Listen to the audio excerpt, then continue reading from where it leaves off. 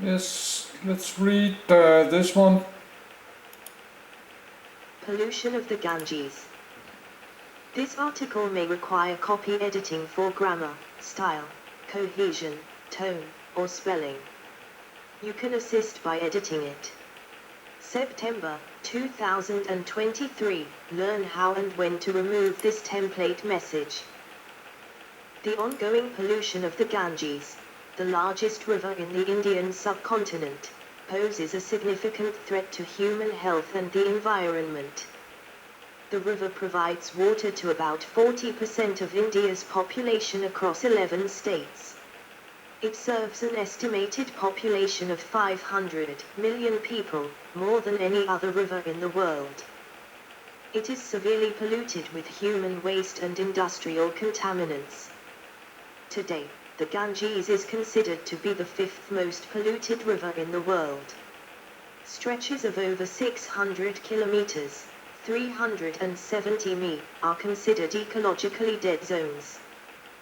An Indian photographer has noted that no one in India spoke of the Ganges as being polluted until the late 1970s. However, pollution affected the river before wider attention was brought to the topic. A number of initiatives were undertaken to clean the river, but they failed to deliver significant results. After getting elected, India's Prime Minister Narendra Modi pledged to work on cleaning the river and controlling pollution. Subsequently, in the June 2014 budget, the government announced the Namami Gange project. By 2016, an estimated Rs 30 billion, $460 million, had been spent in various efforts to clean up the river, to little avail. Causes, edit. The main causes of water pollution in the Ganges River, like many other rivers, are the disposal of human sewage and animal waste, increasing population density, and the disposal of industrial waste into the river. Human waste, edit.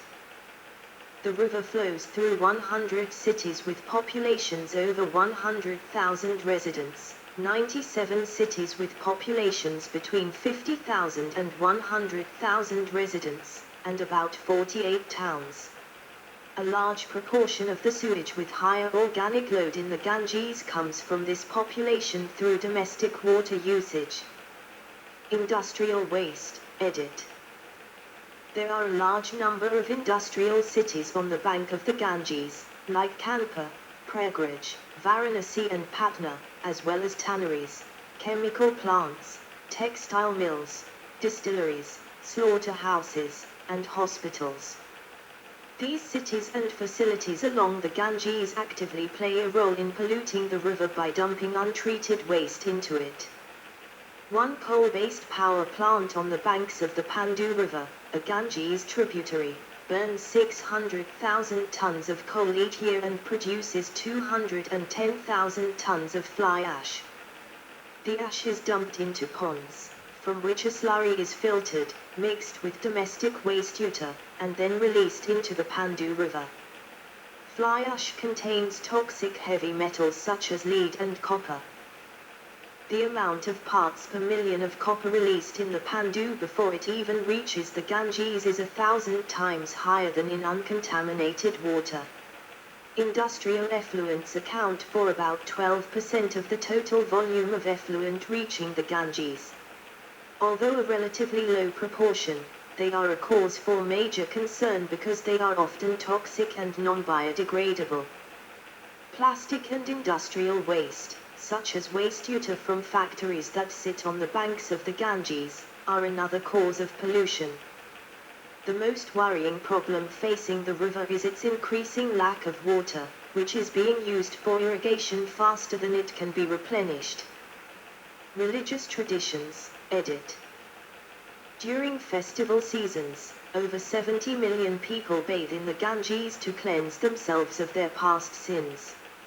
Some materials, such as food, waste, or leaves, are left in the Ganges, which is also responsible for its pollution.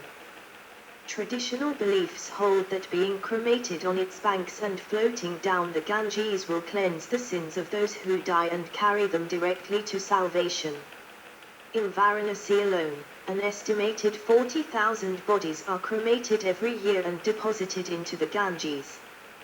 Because many families cannot afford the high cost of sufficient quantities of cremation wood, many of the bodies deposited into the Ganges are only half burnt. Dams and pumping stations, edit. Built in 1854 during the British colonization of India, the Haridwar Dam has led to the decay of the Ganges by greatly diminishing the flow of the river. The Farakar barrage was built originally to divert fresh water into the Hooghly River but has since caused an increase in salinity in the Ganges, having a damaging effect on the groundwater and soil along the river. The barrage has caused major tension between Bangladesh and India. Bangladesh was actively considering construction of the Ganges barrage project to mitigate the salinity problem. The Indian government has planned about 300 dams on the Ganges and its tributaries in the near future, despite a government-commissioned Green Panel report that has recommended scrapping 34 of the dams, citing environmental concerns. 3 more dams across the Ganges main river exist at Bijna, Narora and Kanpur.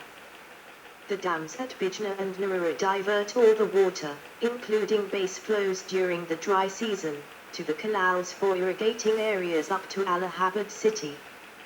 Flow upstream of the Kanpur barrage is used during dry season for the drinking water of cities. Downstream of Kanpur Dam, adequate water volumes are unavailable during the dry seasons of year. There are a number of pumping stations located on the banks of the Ganges downstream of the Kanpur barrage, serving the irrigation requirements of the region. These large pump houses are located at Rukampa 26°1021 and 80°3857 E.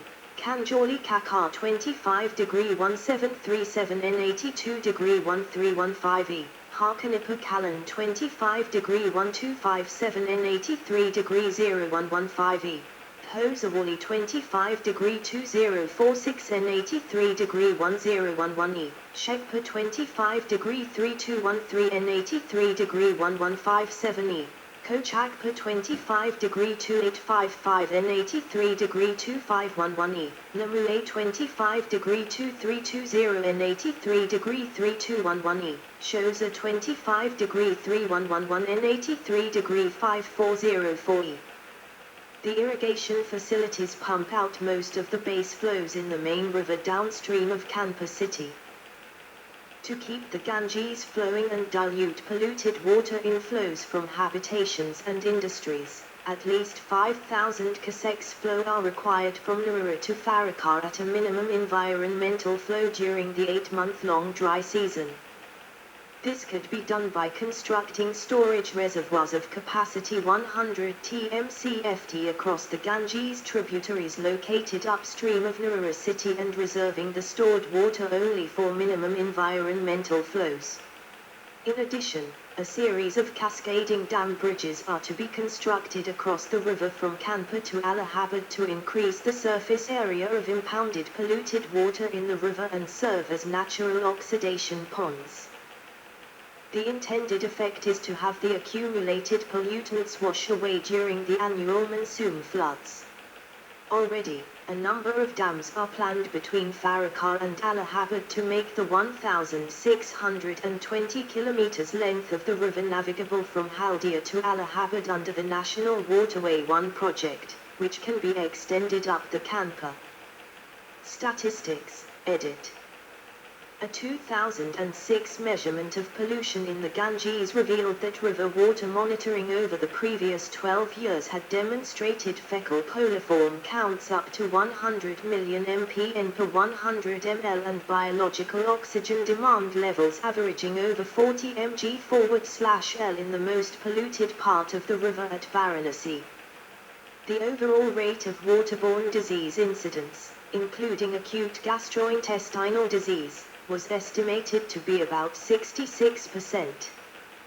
A systematic classification done by Uttarakhand Environment Protection and Pollution Control Boards, UP, on river waters into the categories of safe for drinking, B, safe for bathing, C, safe for agriculture, and D, excessive pollution, put the Ganges in category D. Coliform bacteria levels in the Ganges have also been tested to be at 5,500, a level too high to be safe for agricultural use, let alone drinking and bathing. The leather industry in Kanpur, which employs around 50,000 people in more than 400 tanneries using chemicals such as toxic chromium compounds. Effectively, chromium levels have not decreased in the Ganges even after a common treatment plant was established in 1995. It now stands at more than 70 times the recommended maximum level. A study conducted by the National Cancer Registry Program, NCRP, under the Indian Council of Medical Research in 2012, suggested that those living along its banks in Uttar Pradesh, Bihar and Bengal are more prone to cancer than anywhere else in the country. In 2020, a study showed that the level of toxic heavy metals has significantly improved in recent years. This study was supported by Indus Science and Technology Forum, IST. Effects, edit. Marine life, edit. The results of mercury analysis in various specimens collected along the basin indicated that some fish mussels tended to accumulate high levels of mercury. Of it, approximately 50 to 84% was organic mercury. A strong positive correlation between mercury levels in mussel with food habit and fish length was found. The Ganges river dolphin is one of few species of freshwater dolphins in the world. Listed as an endangered species, their population is believed to be less than 2,000. Hydroelectric and irrigation dams along the Ganges that prevents the dolphins from traveling up and down river is believed to be the main reason for their declining population. The Ganges soft-shell turtle, Nilsomnia gangetica, is found in the Ganges, Indus, and Mahanadi river systems of Pakistan, India, Bangladesh, and Nepal. This turtle inhabits deep rivers, streams, large canals, lakes, and ponds with beds of mud or sand. According to the International Union for Conservation of Nature, the turtle species is vulnerable. Due to their long lifespan and high trophic level in the aquatic food web, turtles are vulnerable to heavy metal pollution, a major type of pollution in the Ganges. Wildlife, edit. Some of the dams being constructed along the Ganges basin will submerge substantial areas of nearby forest. For example, the Kotli Pel Dam at Devpreg will submerge 1,200 hectares of forest, wiping out the forest ecosystem and the wildlife. Humans, edit. An analysis of the Ganges water in 2006 and 2007 showed significant associations between waterborne disease and the use of the river for bathing, laundry, washing, eating, cleaning utensils, and brushing teeth. Water in the Ganges has been correlated to contracting dysentery, cholera, hepatitis, as well as severe diarrhea, which continues to be one of the leading causes of death of children in India. During the summer and monsoon, hospital wards teem with children who need treatment for waterborne diseases.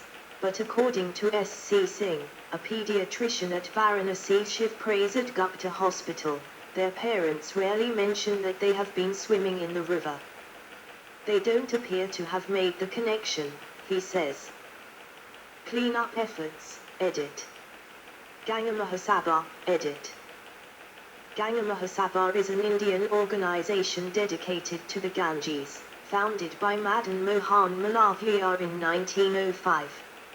After a long struggle, British India agreed on the 5th of November 1914 to the Ganga Mahasabha, stating the uninterrupted flow of the Ganges is the rudimentary right of Hindus.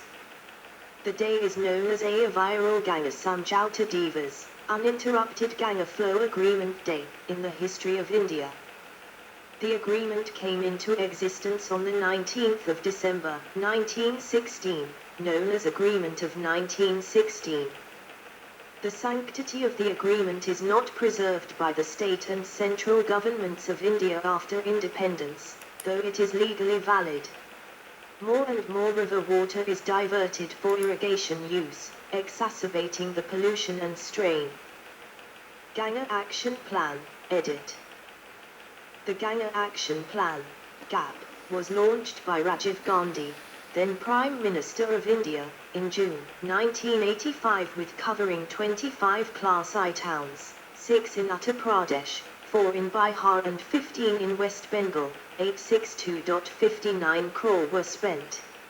Its main objective was to improve the water quality by the interception, diversion, and treatment of domestic sewage and to prevent toxic and industrial chemical wastes from identified polluting units from entering the river. The other objectives of the GAP are as follows. 1. Control of non-point from human defecation, cattle wallowing, and the disposal of human remains in the river. 2. Research and development to conserve the biotic diversity of the river to augment its productivity. 3. Development of sewage treatment technology such as upflow anaerobic sludge blanket, UASB, and sewage treatment through afforestation. 4. Rehabilitation of soft-shelled turtles for pollution abatement. 5. Resource recovery options such as methane production for energy generation and use of aquaculture for revenue generation. 6. To act as a trendsetter for taking up similar action plans in other grossly polluted stretches in other rivers. 7. The ultimate objective of the GAP is to have an approach of integrated river basin management considering the various dynamic interactions between abiotic and biotic ecosystem. Notwithstanding some delay in the completion of the first phase of the GAP, it has generated considerable interest and set the scene for evolving a national approach towards replicating this program for the other polluted rivers of the country. The Government of India proposed to extend this model with suitable modifications to the national level through a National River Action Plan, NRAP. The NRAP mainly draws upon the lessons learned and the experience gained from the GAP besides seeking the views of the state governments and the other concerned departments and agencies. Under the NRCP scheme, the CPCB had conducted river basin studies and had identified 19 polluted stretches and 14 less polluted stretches along 19 rivers, which include 11 stretches situated along 7 rivers of MP. Phase 2 covered 59 towns in 5 states, in which more than Rs 5.053 billion were spent. Rivers such as Yamuna, Gumtai, Damodar, Mahananda had separate action plans. National Ganga River Basin Authority, NGBA, edit. Main article, National Ganga River Basin Authority. NGBA was established by the Central Government of India, on the 20th of February, 2009 under Section 3 of the Environment Protection Act, 1986. It declared the Ganges as the national river of India. The chair includes the Prime Minister of India and Chief Ministers of states through which the Ganges flows. In 2011, the World Bank approved $1 billion in funding for the National Ganges River Basin Authority. 2010 Government Clean-up Campaign, edit. In 2010, it was announced that the Indian government has embarked on a $4 billion campaign to ensure that by 2020 no untreated municipal sewage or industrial runoff enters the 1,560-mile river. A World Bank spokesman described the plan in 2011, saying, Earlier efforts to clean the Ganges concentrated on a few highly polluting towns and centers and addressed end-of-the-pipe wastewater treatment there. Mission Clean Ganga builds on lessons from the past, and will look at the entire Gangetic basin while planning and prioritizing investment instead of the earlier town-centric approach. Lobby group Sankat Mochan Foundation, SMF, is working with Go2 Water Incorporated, a Berkeley, California, wastewater technology company to design a new sewage treatment system for Varanasi. The Supreme Court of India has been working on the closure and relocation of many of the industrial plants such as Tulsi along the Ganges. In 2010 the government declared the stretch of river between Gormukh and Uttarkashi an eco-sensitive zone. Namami Gange Program, edit. Main article, Namami Gange Program. In the budget drafted in Parliament on the 10th of July, 2014, the Union Finance Minister Arun Jaitley announced an integrated Ganges development project titled Namami Gange, meaning obeisance to the Ganges River, and allocated 2,037 crore for this purpose. The objectives were effective abatement of pollution, conservation, and rejuvenation of the Ganges. Under the project, 8 states are covered. Ministry of Drinking Water Supply and Sanitation proposed to make 1,674 gram panchayats by the Ganges open defecation free, at a cost of 1,700 crore, central share. An estimated 2,958 crores, $460 million, had been spent until July 2016 in various efforts in cleaning up of the river. As a part of the program, Government of India ordered the shutdown of 48 industrial units around the Ganges. The program had a budget outlay of 20,000 crore for the next 5 years. This is a significant 5-fold increase over the expenditure in the past 30 years. Government of India incurred an overall expenditure of approximately 4,000 crore on this task since 1985. The centre will now take over 100% funding of various projects under this program. Taking note from the unsatisfactory results of the earlier Ganges action plans, the centre now plans to provide operation and maintenance assets for a minimum 10-year period, and adopt a PPP/SPV approach for pollution hotspots. In an attempt to bolster enforcement, the centre also plans to establish a 4-battalion Ganges Eco Task Force.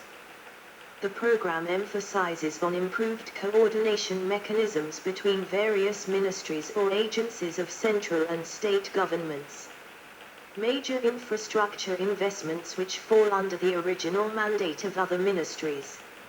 In addition, urban development, UD, drinking water and sanitation, DWS, environment, forests and climate change, FNCC, etc., will also be undertaken. Namami Gange will focus on pollution abatement interventions, primarily interception, diversion, and treatment of wastewater flowing through open drains through bioremediation, appropriate in situ treatment, use of innovative technologies, sewage treatment plants, STPs, and effluent treatment plant, ETPs, for rehabilitation and augmentation of existing STPs and immediate short-term measures for preventing pollution at exit points to river, preventing inflow of sewage, etc. Significantly, the approach is notable for socio-economic benefits the program is expected to deliver for job creation, improved quality of life, and health benefits to the vast population that is dependent on the river. The main pillars of Namami Gange program are 1. Sewage treatment infrastructure, 2. Riverfront development, 3. River surface cleaning, 4. Biodiversity, 5. Afforestation, 6. Public awareness, 7. Industrial effluent monitoring, 8. Gangagram. Namami Gange Mission 2, edit. With the success of the Namami Ganj program, the Government of India allocated 2,500 crore for Namami Ganj Mission 2, which intends to provide more maintenance of the Ganges, funds allocated until 2026.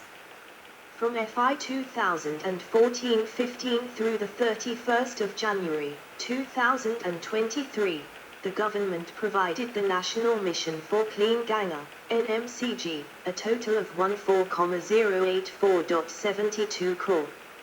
Of that amount, the NMCG has given out 13,607.18 crore to state governments, state missions for cleaning the Ganges, and other organizations for the implementation of projects related to rejuvenation of the Ganges.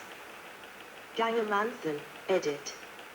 Gangamanthan was a national conference held to discuss issues and possible solutions for cleaning the river.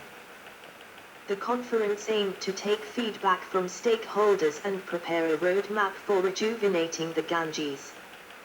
The event was organized by the National Mission for Clean Ganga, NMCG, on the 7th of July 2014 at Vijayan Bhawan in New Delhi.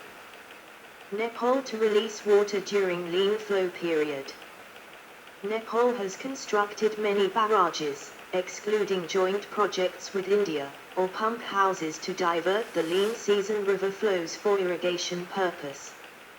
These water diversion projects are located near 28°2529 and 81°2249 E, 28°0224 and 81°5712 E, 27°5251 and 82°3013 E, 27°4000 and 83°0649 E, 27°4217 and 84°2557 E, 27°0811 and 85°2901 E, 26°5309 and 86°0813 E, 26°5013 and 87°0901 E, 26°4105 and 87°5243 E, etc.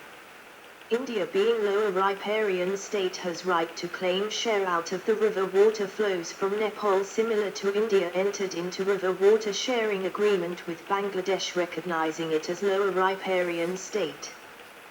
Till now there is no bilateral agreement between India and Nepal adhering to equitable sharing of river waters during the lean season. When Nepal releases water into India during the lean flow period, it would help in cleaning /diluting the polluted waters of downstream Ganges River up to Farakar Barrage. Water diversion from Manasarovar Lake. For restoring the minimum environmental flows, it is difficult to identify nearly 100 TMCFT storage reservoirs in the hilly region of Ganges Basin in India, as the river is flowing through steep valleys. Already big storage reservoirs like Turhi and Ramganga are constructed at feasible locations. However, the water of Manasarovar Lake can be diverted to Mabjarzangba River, a tributary of Karnali River in China, to reach upstream of Kanpur Barrage, 117 mmsl, via Gairajapa Barrage, 129 mmsl, located at 28°1621 and 81°0509 E across the Gagara/Karnali River, which is a tributary of Ganges River flowing from Tibet and Nepal. Manasarovar Lake's surface area is 320 square kilometers, 120 square mi, and its maximum depth is 90 m, 300 feet. It holds more than 100 TMCFT water in its top 13 meters depth. At present it is overflowing into nearby Lake Rakshastal, which is a landlocked saltwater endorheic lake. The annual water inflows from the catchment area of Manasarovar Lake, located at 4,590 meters, 15,060 feet, above MSL, can be diverted by gravity to the Karnali River basin of China through a 15-kilometer long tunnel. The diverted water available continuously can be used in China for hydroelectric power generation, where the head drop available is in excess of 800 meters over a 40 kilometers long stretch. This would be a joint project of China, Nepal and India for controlling river water pollution and making the Ganges River live and flowing throughout the year. With the diversion of Manasarovar Lake water to Ganges Basin, Lake Rakshastal would turn into a soda lake with further increase in water salinity, which is useful in abstracting the water-soluble chemicals on a commercial scale. The fresh water inflows into Manasarovar Lake can be augmented further substantially by gravity diversion of the inflows available from the major catchment area of Rakshastal Lake to Manasarovar Lake by constructing an earth dam isolating northern tip of Rakshastal Lake, where it is fed by its substantial catchment area and also connected to the Manasarovar Lake. Utilization